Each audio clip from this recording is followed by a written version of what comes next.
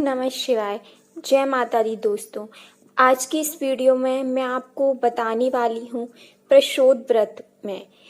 प्रशोद व्रत सबसे बड़ा व्रत माना जाता है।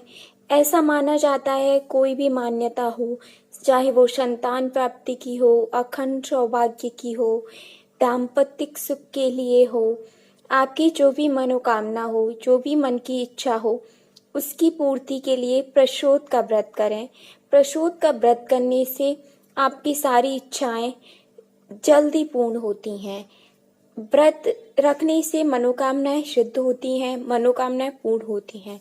लेकिन प्रशोद व्रत के बारे में ऐसी मान्यता है कि प्रशोद व्रत करने से सारी मान्यताएं, जो भी आपकी मनोकामना है, जो भी आपकी इच्छाएं, वो जल्द से जल्द पूरी होती हैं। तो ऐसे में अगर आपकी कोई मनोकामना हो, कोई इच्छा हो, बहुत दिन से कोई काम नहीं बन रहा हो, अधूरा हो, आप प्रशोद का व्रत कीजिए। आपके सारे काम बनने लगेंगे, आपकी मनोकामनाएं पूरी होंगी।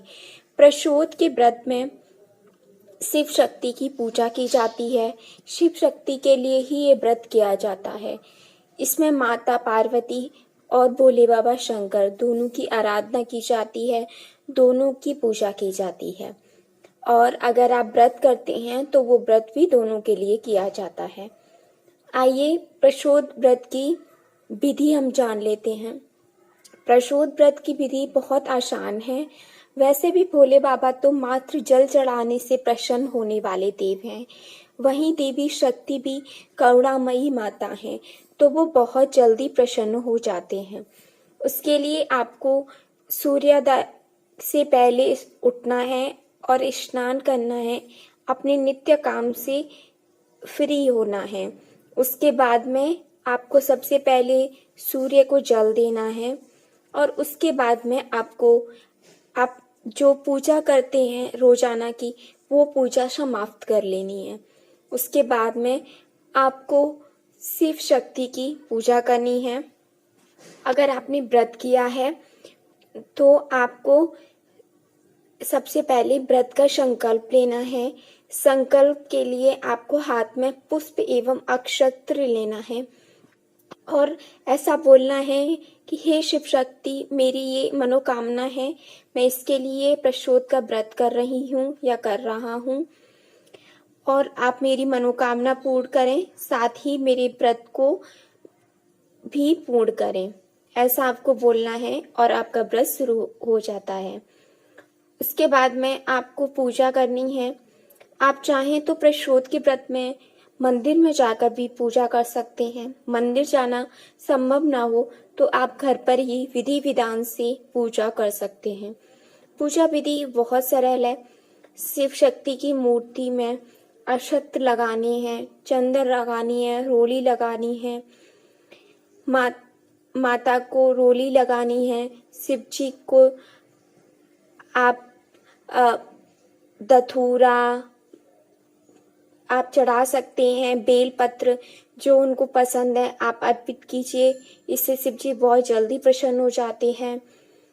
साथ ही आपको 5 फल लेने हैं, वो आपको चढ़ाने हैं, वो आपको भोग में लगाने हैं, वो आपको भोग लगाना है शिव शक्ति का।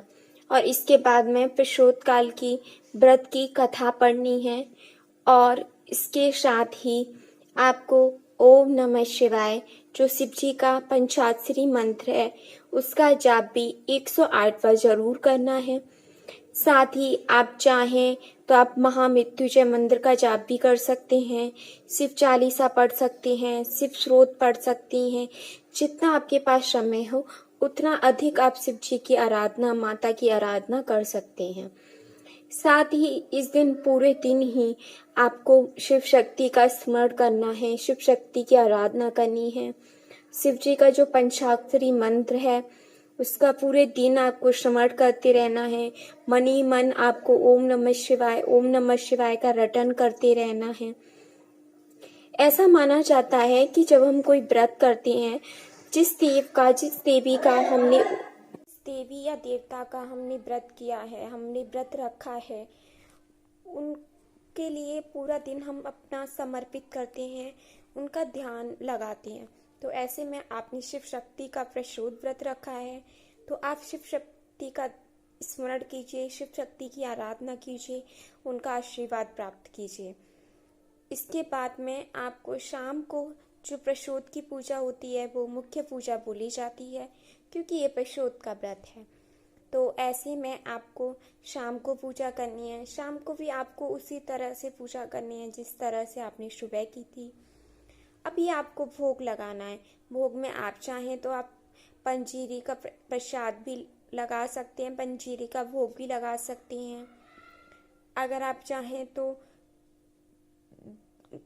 खीर, दूध की जो खीर होती है उसका भोग भी लगा सकते हैं, वरना जो 5 फल थे आप उनका भोग लगा दीजिए, उतना भी काफ़ी है।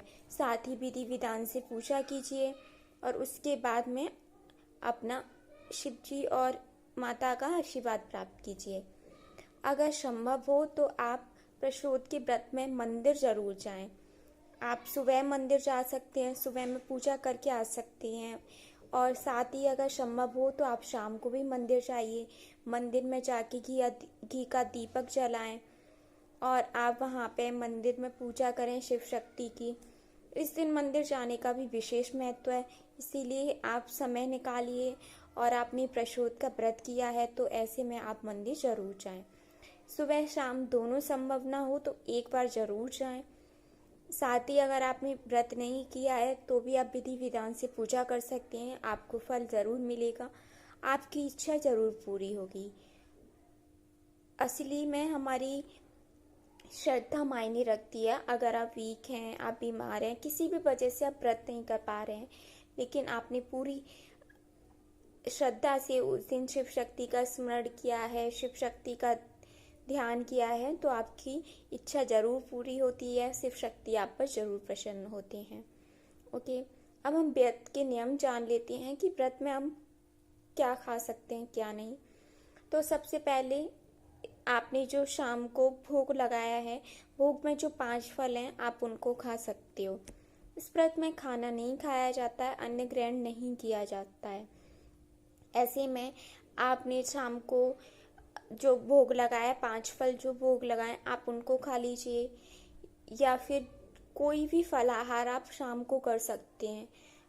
ओके, अगर आपको नहीं रहा जा रहा है तब आप मीठा भोजन कर सकते हैं, बट प्रशोध के व्रत में कहीं भी ये लिखा नहीं गया कि इस दिन भोजन किया जा सकता है, तो ऐसे में आप भोजन ना करें। वैसे तो प्रशोध का व्रत निर्जला किया जाता है, निराहार किया जाता है, लेकिन अगर ये नहीं हो पा रहा तो आप फल कर सकते हैं, लेकिन भोजन इस दिन ग्रहण नहीं किया जाता है। तो आपको पूरे, ये तो हो गई कि शाम की पूजा के बाद में आप फल खा सकते हो, लेकिन क्या पूरे दिन आपको कुछ नहीं खाना है? तो पूरे दिन आप चाय पी सकते हो, दूध नहीं पिए इस दिन, दूध नहीं पिए, आप चाय पी सकते हो, शरबत पी सकते हो, और शाम को पूजा के बाद में आप फलाहार भी कर सकते हो। ऐसे आप प्रशोध का व्रत कीजिए और शिव शक्ति को प्रसन्न कीजिए, और आपकी जो भी मनोकामना है वो जरूर पूरी होगी। फिलहाल इस वीडियो में इतना ही। कमेंट में जय माता दी, ओम नमः शिवाय जरूर लिखें। साथ ही हमारे यूट्यूब चैनल को जरूर सब्सक्राइब करें।